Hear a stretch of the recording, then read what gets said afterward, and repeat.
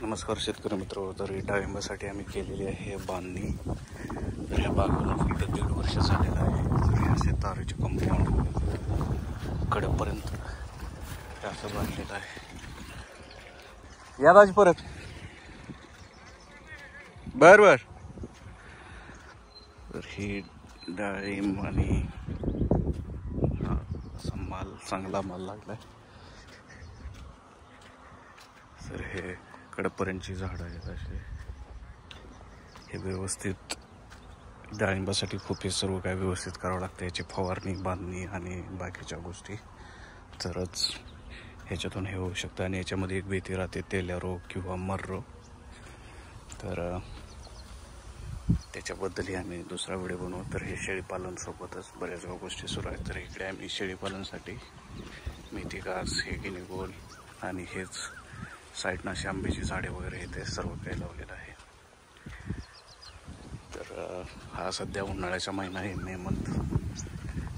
तरी पण 2 दिवसात वातावरण बदलले. सकाळी एकदम गार हवा यायला लागलेली आहे. हे जांभळीचं झाड आहे. तर हे आंब्याला आंबे पण लावलेले आहे. तर हा आंबा, विकतचं आंब्याचं झाड. तर हे त्याला टेकन द्यायला पाहिजे आंब्याच्या झाडाला. तर इथे आंब्याची झाडे, पपईचं झाड, हे नारळाची झाडे असे पूर्ण बांधाने आम्ही टाकलेले. आणि हे जे दिसते ते मेथी गवस आहे. पलीकडेच आमचं शेळ्यांचं शेड वगैरे आहे, पाण्याची टाकी.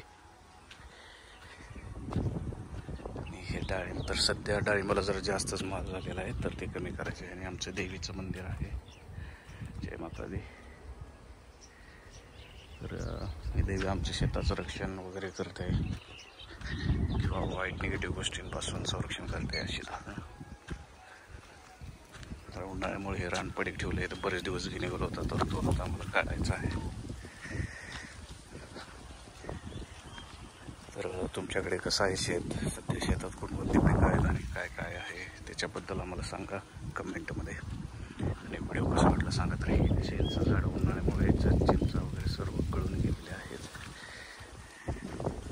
तर जिथे जिथे बांधावर टाईम मिळेल तसे आम्ही तिथे हे लावलेले आहेत, म्हणजे शिवऱ्या किंवा वेगवेगळी झाडं, जेणेकरून बेस्ट राहते. तर हा असा व्ह्यू. आणि तिकडे जे तुम्हाला हे दिसतंय एखादे पांघरल्यासारखं, तर हे डाळिंब आहेत.